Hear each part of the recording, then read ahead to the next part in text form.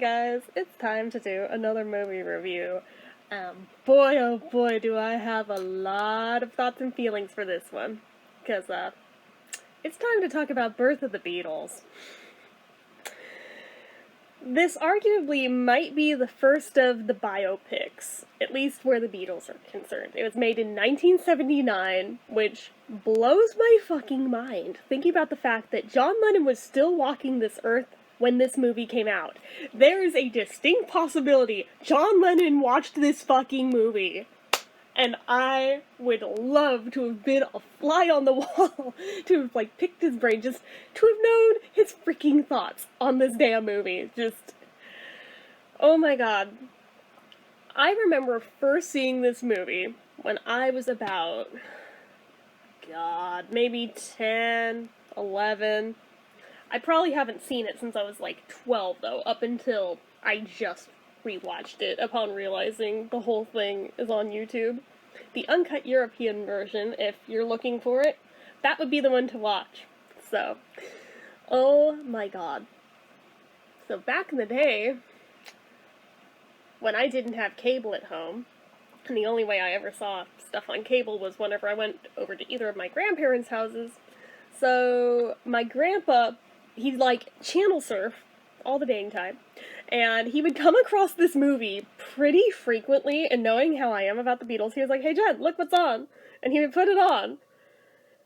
And rewatching it as an adult, I'm very much questioning what was the line of thinking on this being an appropriate movie for a little kid. Because imagining, my niece or nephews watching this, oh no, no, no. No, no, no, no. I would be like, oh fuck that, you are too young for that. But, dude, 5 minutes in, there's, naked flabby titties showing, alright? So, I mean, just, dude, this is not a little kid movie, just saying.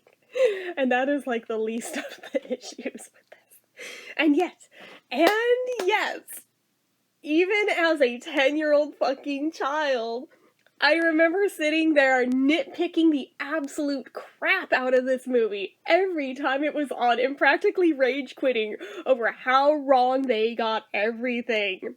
And he just thought this was hilarious, watching me get, this worked up over it. So did my mom, for that matter. Yeah, she showed me quite a few different Beatle-inspired projects just to watch me rage quit over them. Yeah, that. But, this one in particular, I don't know, given how strongly I felt about it at the time, I kind of just never, ever went back to this one and kind of regarded it as, one of the worst Beatle biopics ever.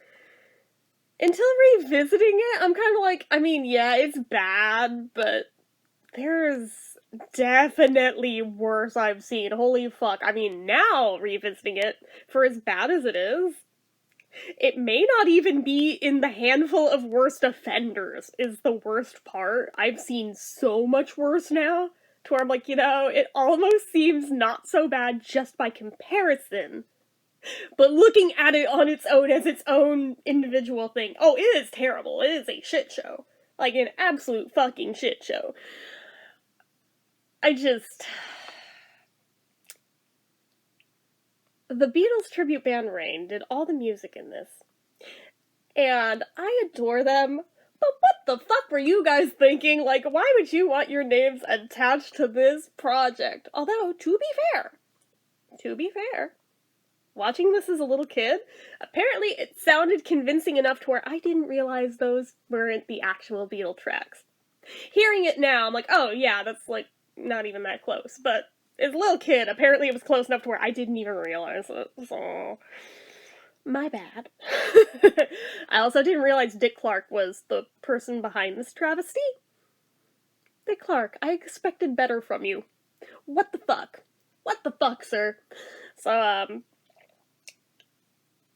within mere moments of turning this on, and in revisiting it, I have to go into this with a confession.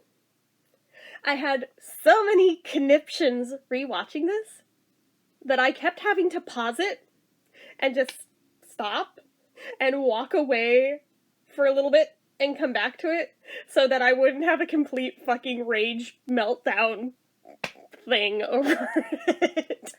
And this movie is an hour and 44 minutes long. It took me over 24 hours to make it through the goddamn thing because I paused it that much. I paused it that much. I had to take that many breaks. Because there's that much wrong with it. Just, oh my god. Just, there's so many things here to where I'm like, have you guys ever heard the Beatles actually speak? Like, ever? When the dialogue reads like a bad fan fiction written by a 10-year-old, you might have a problem. You might have done it wrong. Just saying. Especially in that first scene, I'm just like, bro, oh my god, what the fuck are you doing? What the actual fuck are you doing?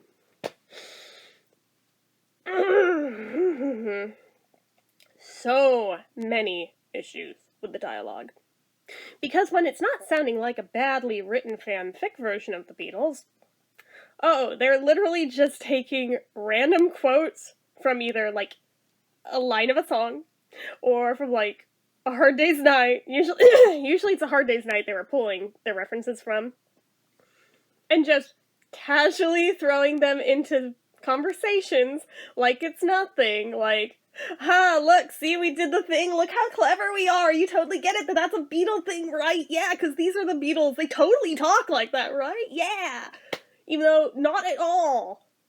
Like, not even fucking close. Especially when, like, half the shit they're doing it with wasn't even written yet. Hard Day's Night hadn't even happened yet, but okay, fucking ignore that shit. Totally doesn't matter, right? My god, like, I just wanted to head desk into infinity. Every time they popped up a new one, it's so cringe, it's so fucking cringe. I'm like, alright, who was the asshole who wrote these puns? Because, no, they need to be slapped. Like, just, no, you are not as clever as you think you are. Stop it. Just fucking stop it. That's not how they talk. And don't get me started on their George. Do not get me fucking started on their George. I am convinced that this person has never in their life actually heard George Harrison speak. Both between the person they cast to do his voice is not even in this planet, not even in this solar system close to George Harrison's voice in register, in accent, in anything. Nothing! They took such great pains with John, who still misses the mark.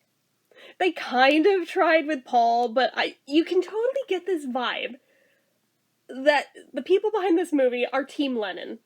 Because they try so much harder with John, and then Paul looks like a fucking caricature, and, like, they're going over the top, making derpy, like, what they feel are McCartney faces, but they're not. Just stop it. That's not it. Like, that's not what he looks like. Stop that. Like, there's hell of, like, photos that they're basing certain things off of. Certain things, like, they actually try to recreate photos in it. Other things, you can just tell this whole scene is based off of a photo. And I know what they're trying to go for, and most of the scene is fine, except then you look at Paul, and it's like, what the fuck is that guy doing? Just stop! Stop with your face! Stop! That is not how you McCartney. Just... I'm sweating. I'm getting myself so worked up over this. And I watched it like 2 weeks ago, and I'm still this riled up. Like, if it weren't for copyright ID things, I would totally have just done a face cam filming my reactions on one side of the screen and show the film on the other. So you could all just watch in real time my fucking reacting to it. Oh god, but yeah, this is not the platform for that. Maybe I'll do it on Twitch someday, I don't know, but oh god. Oh boy. Oh boy. And you know it's a real one when, like, within 5 minutes, not only do we have John in art school, like, basically daydreaming and doing fuck all, when there's this, like, fat old naked lady that they're supposed to be sketching, and Paul comes in riding on George like a horse to Shanghai John out of class. I This is a real thing that happened in this movie. You doubt me? Go fucking watch it. It's literally in like the first 5 or 10 minutes. I just...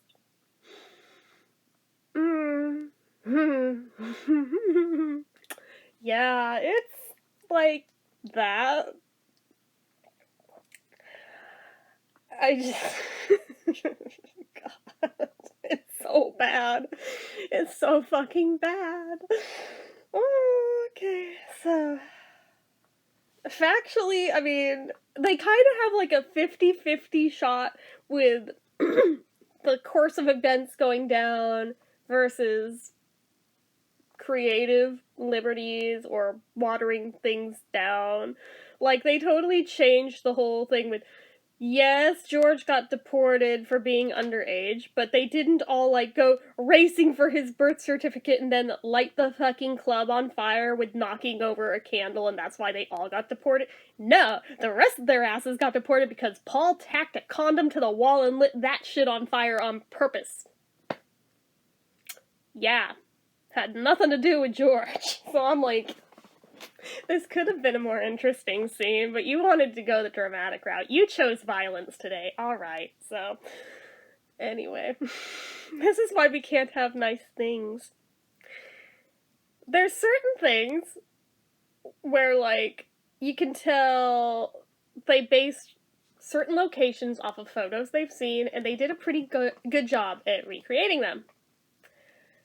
And then there's other ones where it's clear that they had no reference material at all other than hearing the name of the place and we went, fuck it, and just went, random nightclub, and yeah, don't ask questions, cause fuck you, that's why. This was made pre-anthology, so there was less to go off back then, I guess, but...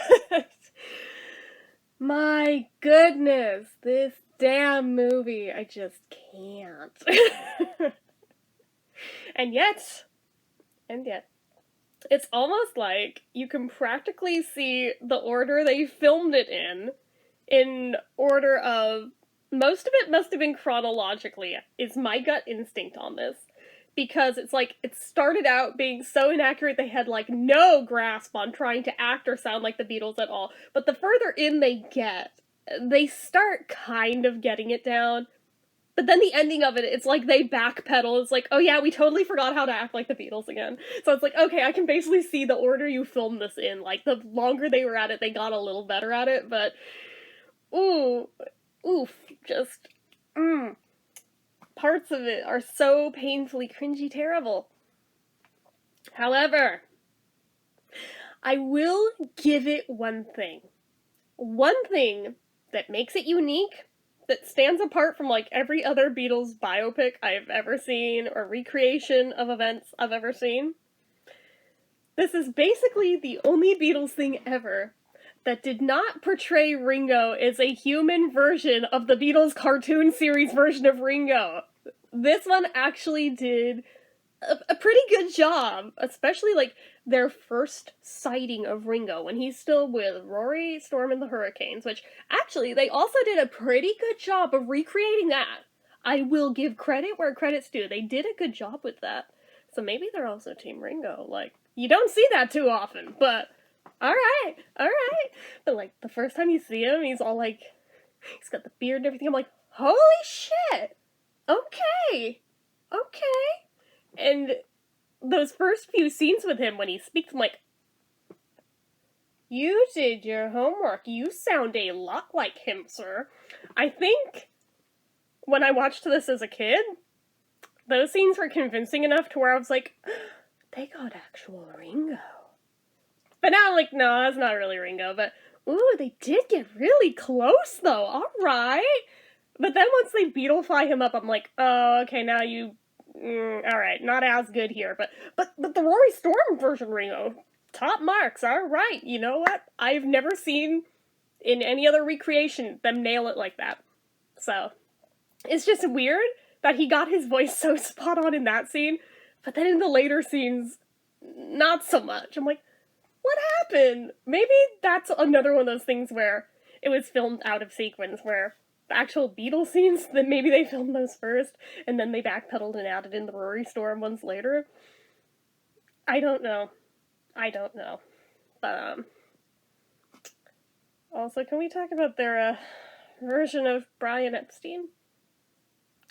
Yeah, like... There's so many weird undertones with this movie. Like, they dance around him being gay, but then they, like, totally try to make it sound like, oh yeah, we're, like, 110% cool with it, even though John gave him so much shit for it. Even though we pretty well established at this point, John Lennon was bi. But, I mean, yeah, it was just a very weird scene to watch go down, where he totally calls him out that, oh yeah, we totally already knew that you were, it's no biggie. It's like, I would put money on it. This is not how that went down in real life. I don't think, excuse me, I don't think such a conversation ever happened. I think it's one of those things, most likely in reality, was kind of known, but probably not really talked about, because, you know, 1960s England, but, excuse me, again, keep having to clear my throat today, but, yeah, this is one of those things where it's just, like, almost the filmmakers being like, oh, look at us, we're so progressive, woo, and check it out, Beatles, totally progressive, yeah, look how cool they are, woo! It just screamed of, yes, LGBT representation before it was cool, we're gonna throw it in our movie so we get bonus points from the LGBT community for this movie, yeah! That's what it smacked of. It was total queer baiting, was this scene. Sorry, I'm calling it as I see it. And of course, we must talk about Stu.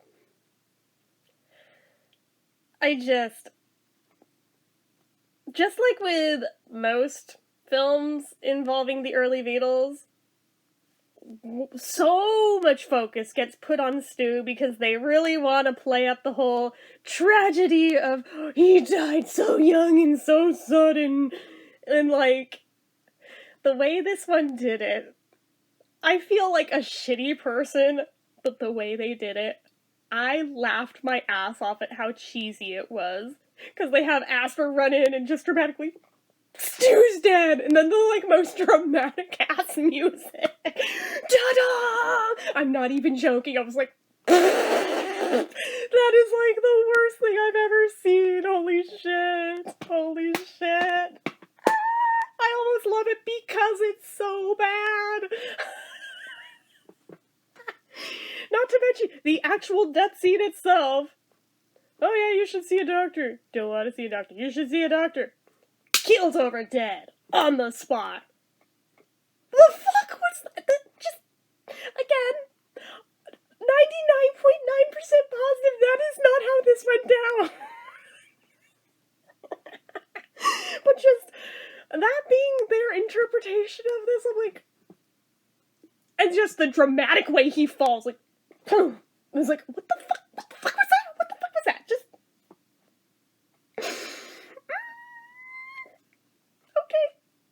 okay.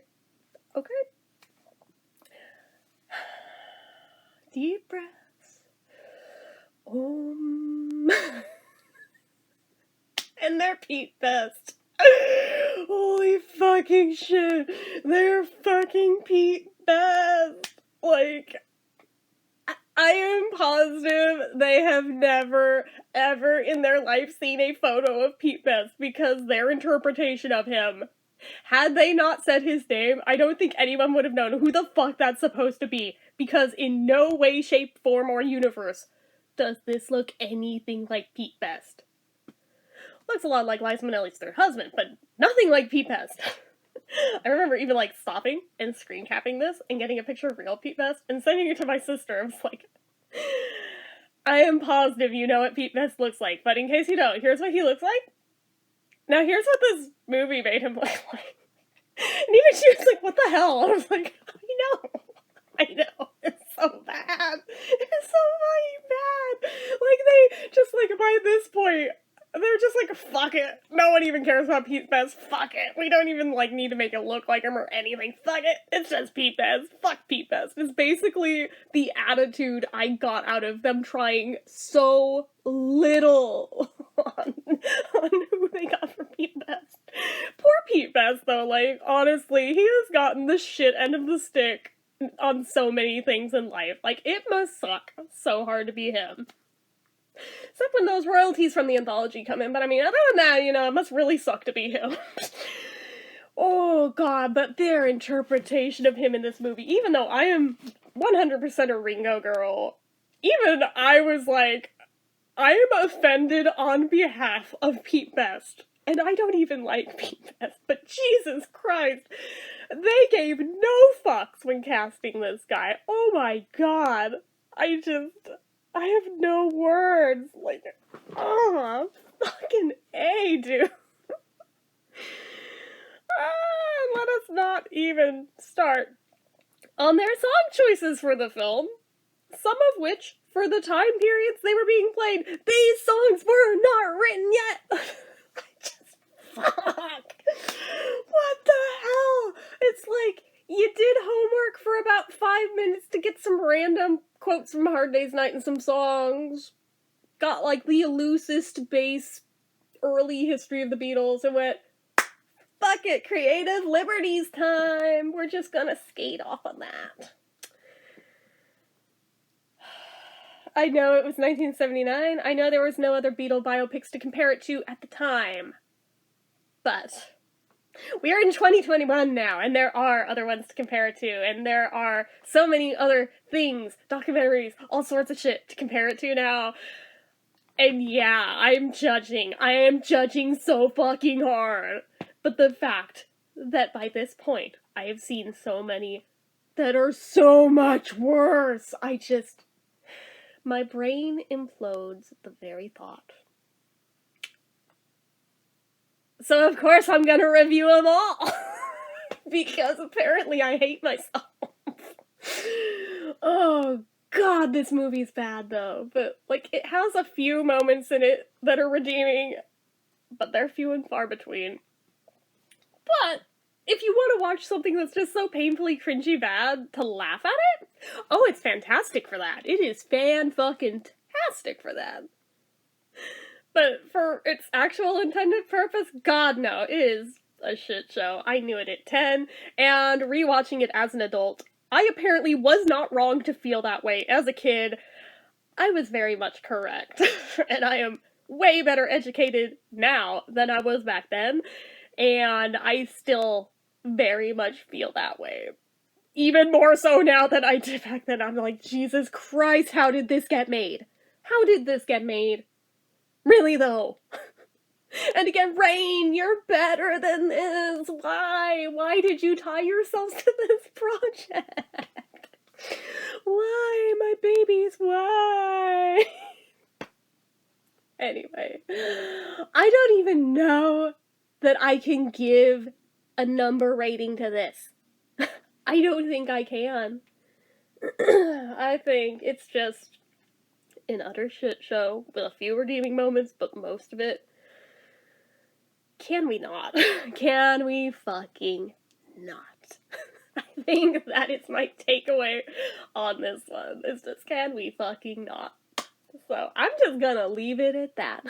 Anyways, that is it for this one, guys. Yeah, you're all like sitting there like, Jesus, Jennifer, tell us how you really feel. Oh, that's just the tip of the iceberg of all the things I could have said but didn't. So, anyways, that is it for this one, guys. So, as usual, you know what to do. If you like this video, go ahead and give it a like. If you're not already and you'd like to be, click subscribe, hit that notification bell icon, so if you'd like to not miss any uploads. I am so distracted by that shitty movie, I'm forgetting my own sign-off. It's that bad. Oh, God. Make sure you're following my social media accounts, my Facebook fan page, my Twitter, my Instagram, everything and more. It's all down below. Have you ever seen this movie? What did you think of it, good, bad, or otherwise? I'm sure there's gonna be some fucker down in the comments being like, I love that movie, I'll fight you over it, probably. It'll probably be Invisible Ray. But, anyways, let's have a discussion down in the comments about your thoughts on this movie, good, bad, otherwise, and about other Beatle biopics in general, and just anything at all. And if you like what I do here on this channel and you'd like to help support it, the donation link, as always, is down in the description. Get your name on the end card for a month from the time of donating. Anyway, guys, till next time, bye-bye.